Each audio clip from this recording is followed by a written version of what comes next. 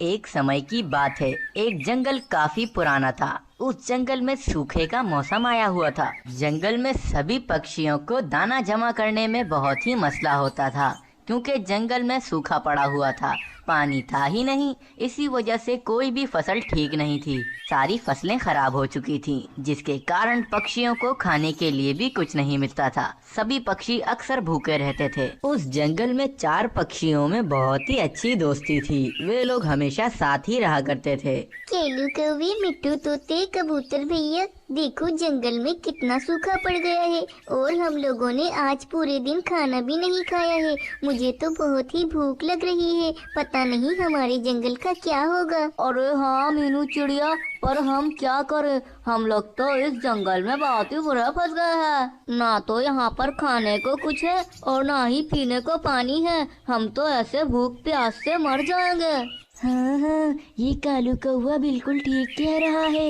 ये बहुत ही गंभीर मसला है। हमें इसका कोई ना कोई हल जल्दी निकालना होगा, नहीं तो ये मसला हमारे लिए जानलेवा साबित भी हो सकता है। हाँ हाँ, आप सब पक्षी ठीक कह रहे हो, लेकिन अभी इस वक्त हम क्या सोचें? ये तो हमारा खाने का वक्त है। चलो हम सब पक्षी अलग अलग दिशाओं में जाकर खाना ढूंढते हैं, तभी हमें कोई ना कोई दाना तो मिल ही जाएगा।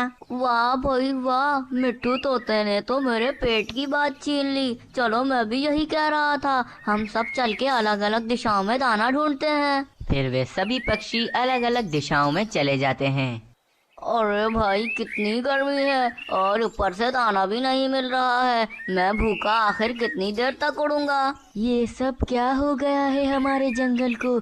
जब हम यहाँ पर नए नए रहने आए थे तो ये जंगल कितना हरा भरा था।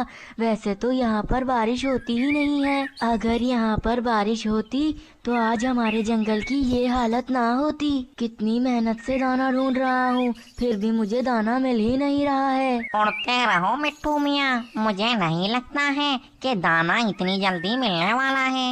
ये जंगल बहुत ही ज्यादा खराब हो चुका है, इसमें बिल्कुल भी दाना नहीं है। फिर भी इस पापी पेट का सवाल है, मुझे दाना तो ढूंढना ही पड़ेगा। समझ में नहीं आ रहा है कि इस जंगल में बारिश क्यों नहीं हो रही है। चलो इस बार भी बारिश का मौसम आ ही गया है, क्या पता इस बार बारिश हो जाए। फिर मीनू चिड़िया दाना ढूंढते ढूंढते आगे जा रही होती है। तभी उसे जंगल में एक जगह पर कागज का टुकड़ा पड़ा हुआ दिखता है। मीनू चिड़िया झट से उस कागज के टुकड़े के पास आकर बैठ जाती है।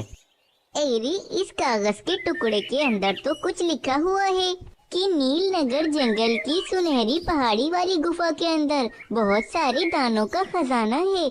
जो भी वहाँ तक पहुँच सके वो इस दाने का हकदार होगा। अरे वाह, ये तो बहुत ही अच्छा है। वहाँ पर अगर इतना सारा दाना है तो मैं अपने दोस्तों के साथ वहाँ पर जरूर जाऊंगी। लेकिन इस कागज के टुकड़े में तो चेतावनी भी लिखी हुई है कि वहाँ तक पहुँचने के रास्ते में बहुत सारे खतरे हैं। चलो मैं जाकर सभी पक्षियों से इस बारे में बात करती हूँ। फिर मीनू चिड़िया वापस अपने बड़े सेब वाले दरख्त पर जाकर बैठ जाती है। थोड़ी देर बाद सभी पक्षी भी वहाँ पर निराश होकर आ जाते हैं, क्योंकि उन्हें अभी भी दाना नहीं मिला था। पक्षियों क्या हुआ? आप सब लोग इतने उदास क्यों हो? क्या बताऊं मीनू चिड़िया, हम सब पक्षियों ने ही कहाँ कहाँ दाना नहीं ढूंढा, फिर भी हम सबको कहीं पर दाना नहीं मिला है। हाँ मीनू चिड़िया, हम सब पक्षियों ने बहुत ही मेहनत से दाना ढूंढा, फिर भी हमें दाना नहीं मिला। अब तो इस जंगल में सारा दाना खत्म हो चुका है। अरे मैं तो कहता हूँ अब इस जंगल में हमें रहना ही नहीं चाहिए। ये जंगल बिल्कुल ही बेकार हो चुका है। अरे आप सब लोग निराश क्यों होते हो? आज जब मैं दाना ढूंढ रही थी तभी मुझे एक जगह पर कागज का टुकड़ा मिला। उस पर लिखा हुआ था कि नीलनगर जंगल की सुनहरी पहाड़ी वाली गुफा के अंदर बहुत सारे दाने का खजाना है। चलो हम वहाँ पर चलते हैं और वहाँ से दाना ले आते हैं। लेकिन उस कागज के टुकड़े पर चेतावनी भी लिखी हुई थी कि वहाँ तक पहुँचने के रास्ते में बीच में बहुत ही खतरा है। मीनू चिड़िया, वैसे अब हम कर भी क्या सकते हैं? अगर हम यहीं बैठे रहेंगे तो भूख से मर जाएंगे। इससे बेहतर हम कोशिश तो करें, क्या पता हमारे हाथ दाना लग जाए। हाँ मीनू चिड़िया, हम वहाँ पर जरूर जाएंगे और वहाँ से दाना लेकर भी यहाँ आ जाएंगे। हाँ हाँ, ये हुई ना बात मेरे भाइयों। अब चलो हम सब चलते हैं वहाँ पर। तभी अचानक से उस जंगल के अंदर बहुत ही जोरदार बारिश शुरू हो जाती है। वाह भाई वाह, बारिश हो गई। इस बारिश का तो हमें कितने सालों से इंतजार था। ये बारिश नहीं हो रही थी, इसी वजह से तो हमारे जंगल का ये हाल हो गया था। चलो अच्छा है, बारिश हो गई है। अब कुछ महीनों में हमारे जंगल की हालत फिर से ठीक हो जाएगी। लेकिन अभी तो हमारे पास खाने को भी कुछ नहीं है। हमें तो वहाँ पर उस गुफा में जाना था। इतनी बारिश में हम उस गुफा में कैसे जाएंगे? कबूतर भैया, जैसे ही बारिश रुक जाएगी फिर हम जाएंगे और दाना लेकर आ जाएंगे। वे लोग काफी ज्यादा इंतजार करते हैं, लेकिन वे बारिश नहीं रुकती है, जिसके कारण पूरे जंगल में बाढ़ आ जाती है। अरे मीनू चिड़िया, तुम तो कह रही थी कि बारिश रुक जाएगी फिर हम चलेंगे, लेकिन ये बारिश तो रुकने का नाम ही नहीं ले रही है। अब हम क्या करेंगे? तभी कालू कौवे के दिमाग में एक योजना आती है। मीनू चिड़िया, देखो पूरे जंगल में कितना पानी भर गया है। अब तो हम एक ही काम कर सकते हैं। तुमने जो पिछली बारिशों के लिए अपना ये बड़ा सेब तैयार किया था, हम सब इसी सेब पर चढ़ जाते हैं और इसे पानी में तैरते हुए आगे बढ़ते हैं। हाँ कालू कौवे, ये तो बहुत ही अच्छा उपाय है। चलो हम ऐसा ही करते हैं। फिर वे पक्षी वैसा ही करते हैं। वे सेब की सहायता से तैरते हुए पानी में आगे बढ़ रहे होते हैं। देख रहे हो पक्षियों, ये उपाय कितने अच्छे से काम कर रहा है। अब हम इस सेब की सहायता से उस गुफा तक पहुंच जाएंगे और वहां से हम सारा दाना ले लेंगे और फिर इसी तरह वापस भी आ जाएंगे। हाँ कालू कौवे, तुम्हारी अक्ल की तो दाद देनी पड़ेगी। तुमने क्या उपाय दिया था, इसी वजह से आज हम लोग आगे बढ़ पा रहे हैं। हाँ कालू कौवे, सच में तुमने बहुत ही अच्छा उपाय बताया था। कम से कम अब हमें उस गुफा में पहुंचकर बहुत सारा दाना खाने को मिलेगा। सभी पक्षी संभल कर बैठो, पानी आगे बढ़ता जा रहा है, कुछ भी हो सकता है। अगर किसी का भी पैर फिसल गया तो वो तो पानी में गिर के डूब जाएगा, इसीलिए हम सबको बहुत ही चौकन्ना रहना पड़ेगा। फिर वे लोग वैसे ही तैरते हुए आगे जा रहे होते हैं, लेकिन अब आगे तो बहुत ज्यादा पानी बढ़ गया था, इसीलिए उनके सेब में भी पानी भरना शुरू हो जाता है। अरे अरे मीनू चिड़िया, ये देखो क्या हो रहा है, पूरे सेब में पानी भर रहा है। इस तरह तो हम सब डूब जाएंगे। हाँ कालू कौवे, तुम ठीक कह रहे हो, पर मुझे तो समझ नहीं आ रहा है अब हम क्या करें। हमें जल्दी कुछ न कुछ सोचना होगा। तभी अचानक से कबूतर को एक मछेरे की पुरानी सी तैरती हुई नाव दिखती है। वो देखो पक्षियों, हमारे जंगल में पहले जो मछेरे आते थे उनकी नाव, वो देखो पानी में तैर रही है। चलो हम उसमें चलकर बैठ जाते हैं। वाह भाई वाह कबूतर, चलो अच्छा हुआ, सही वक्त पर तुम्हें ये नाव दिख गई। चलो अब हम सब पक्षी इस नाव में बैठ जाते हैं। फिर वे सब पक्षी उस नाव के अंदर जाकर बैठ जाते हैं। अब वे सब पक्षी उस नाव के अंदर ही बैठकर आगे का सफर तय कर रहे होते हैं। वे नाव बहुत ही आसानी से आगे बढ़ रही होती है। अब उन्हें कोई भी खतरा नजर नहीं आ रहा होता है। पक्षियों, मुझे तो लगता है कि अब आगे कोई भी मसला नहीं होगा। अब हम इस नाव के सहारे उस गुफा तक पहुंच जाएंगे। हाँ हाँ मिट्टू तोते, दुआ करो कि ऐसा ही हो, अब और कोई मसला ना हो। अरे मीनू चिड़िया, अब कोई गड़बड़ नहीं होगी। देखो ये नाव कितनी अच्छी चल रही है, मुझे तो इसमें बहुत ही मजा आ रहा है। अब तो मुझे बिल्कुल डर भी नहीं लग रहा है इस नाव में। देखो देखो मीनू चिड़िया, ये नाव इतनी अच्छी चल रही है कि मैं इसके किनारे एक पैर पर खड़ा हूँ और फिर भी मैं गिर नहीं रहा हूँ। तभी अचानक कालू कौवे का पैर फिसलता है और वे पानी के अंदर गिर जाता है। अरे ये क्या हो गया रे? अरे मैं मर गया, अरे मैं मर जाऊंगा, मुझे बचाओ, ऐसे तो मैं पानी में डूब जाऊंगा। कालू कौवे, तुम तैरने की कोशिश करते रहो, हम तुम्हें बचा लेंगे। तुम्हें भी बड़ाइयाँ मारने का बहुत ही शौक है। अब देखो तुम पानी में गिर गए हो। अरे कबूतर, ये वक्त बातें सुनाने का नहीं है, मुझे बचाओ, मैं डूबकर मर जाऊंगा। फिर मीनू चिड़िया नाव में पड़ी रस्सी पानी के अंदर डाल देती है और वे पक्षी कालू कौवे को उस रस्सी की सहायता से बचा लेते हैं। पक्षियों तुम्हारा बहुत बहुत शुक्रिया, तुमने मेरी जान बचा ली। एरी केलू कौवे, तुम क्या पागल हो गई थी?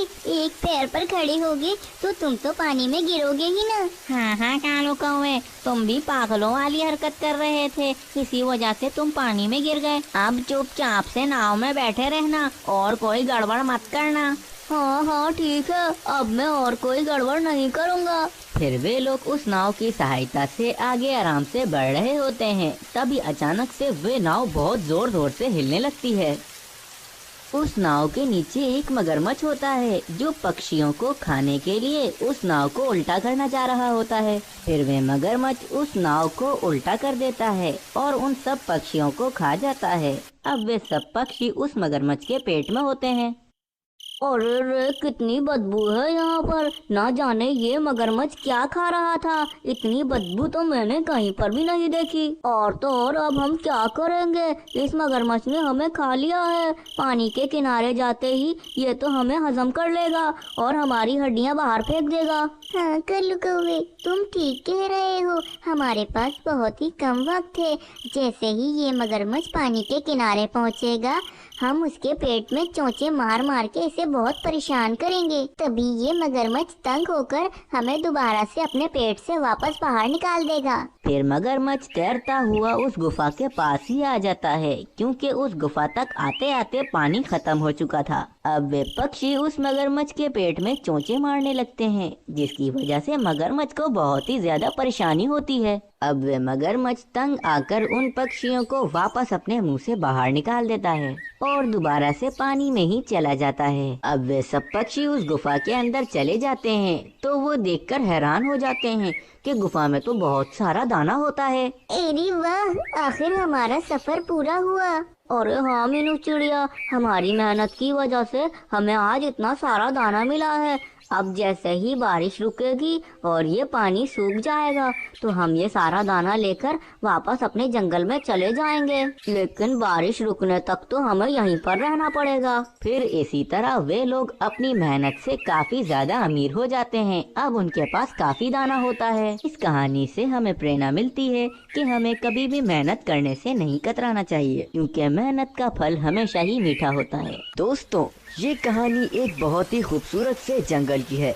उस जंगल में ज्यादातर बारिशें होती ही रहती थी। पूरे ही जंगल में अनेक प्रकार के पक्षी अपने अपने फलों के बने हुए घरों में रहते थे। सभी पक्षियों के घर बहुत ही ज्यादा मजबूत थे। वे सब पक्षी अपने अपने घरों में आराम और सुकून की जिंदगी गुजार रहे थे। उस जंगल में मीनू चिड़िया भी अपने फल के बने हुए घर में रहती थी, लेकिन उसे एक बात की चिंता हमेशा खाती रहती थी। हर साल इस जंगल में ऐसा ही होता है।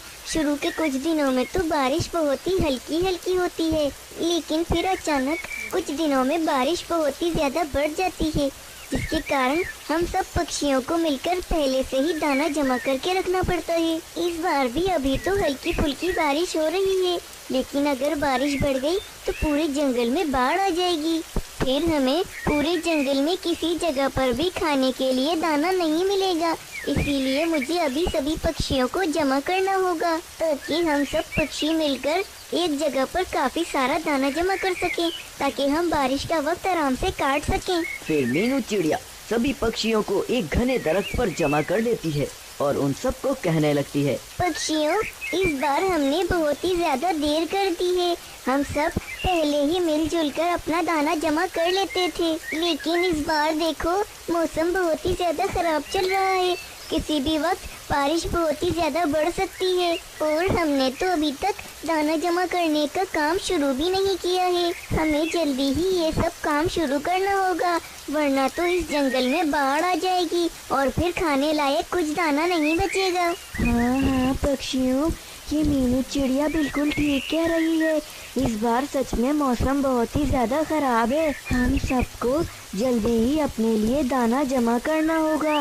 पिछली बार तो बारिश हल्की हुई थी, इस वजह से हमने जल्दी दाना जमा कर लिया था, लेकिन अब की अगर बारिश तेज हो गई तो बहुत ज्यादा मसला हो जाएगा। हाँ हाँ पक्षियों, मुझे भी ऐसा ही लगता है। मीनू चिड़िया ठीक कह रही है।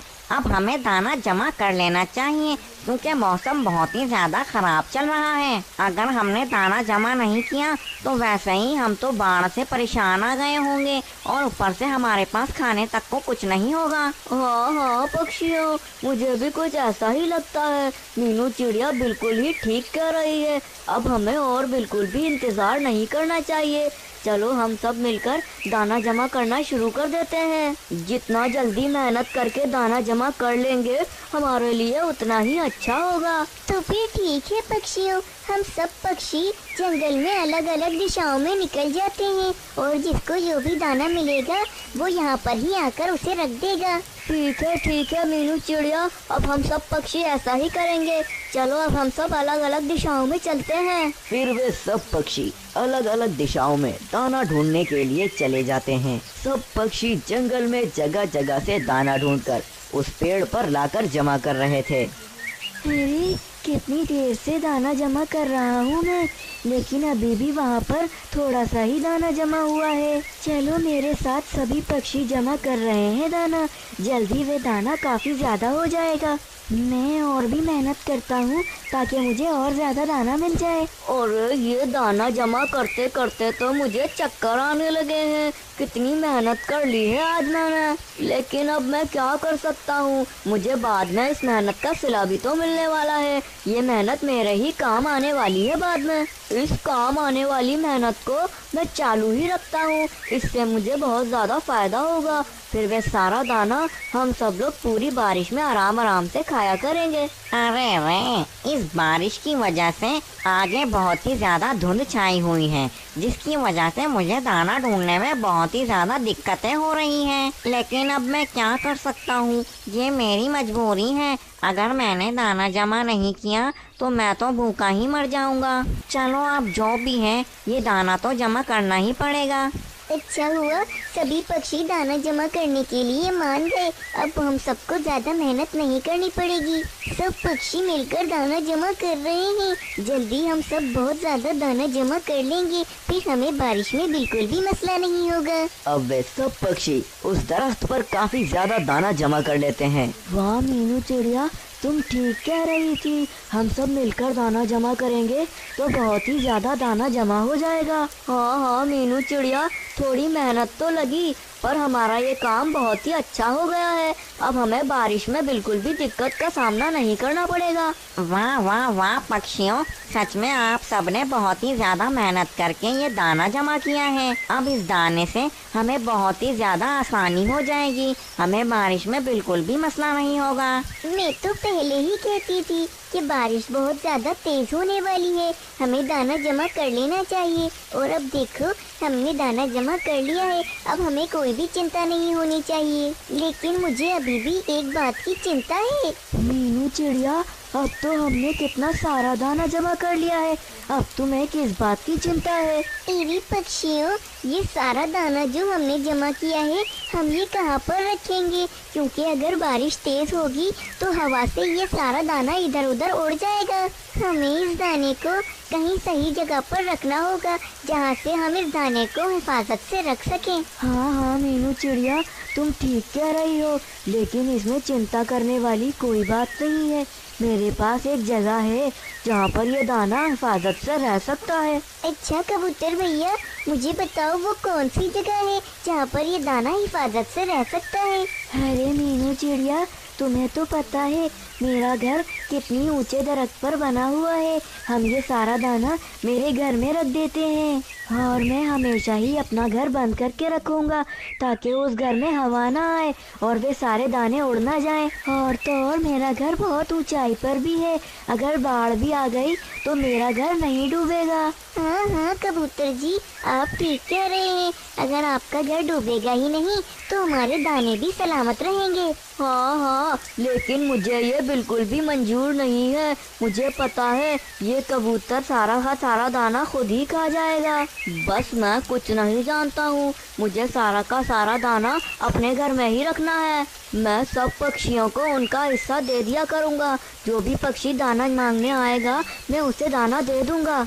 लेकिन कालू कौवे, तुम्हारा घर बहुत ही ज्यादा नीचे है। अगर बाढ़ आ गई तो तुम्हारा घर तो डूब जाएगा, साथ साथ हमारा सारा ये दाना भी डूब जाएगा। नहीं नहीं, मैं कुछ नहीं जानता। सारा दाना मेरे ही घर पर रखना होगा। अगर तुम लोगों को अपना अपना हिस्सा लेना है तो अभी ले लो। मुझे तुम सब पे से किसी पर भी भरोसा नहीं है। मैं तो अपना दाना अपने ही घर में रखूंगा। तुम लोगों को जो करना है करो। आखिर मैंने इतनी मेहनत से दाना जमा किया है। फिर वे कालू कौवा अपने हिस्से का दाना अपने घर में रख लेता है। बाकी का सारा दाना वे पक्षी कबूतर के घर में रखवा देते हैं। कुछ दिन बाद पूरे जंगल में बहुत ही ज्यादा तेज बारिश शुरू हो जाती है, जिसके कारण पूरे ही जंगल में बाढ़ आ जाती है। बाढ़ आते ही सबसे पहले कालू कौवे का घर ही डूबता है, क्योंकि कालू कौवे का घर सबसे ज्यादा नीचे बना हुआ था। अब कालू कौवे के पास खाने तक को भी कुछ न था, क्योंकि उसके घर के साथ साथ उसका सारा दाना भी पानी में ही डूब गया था।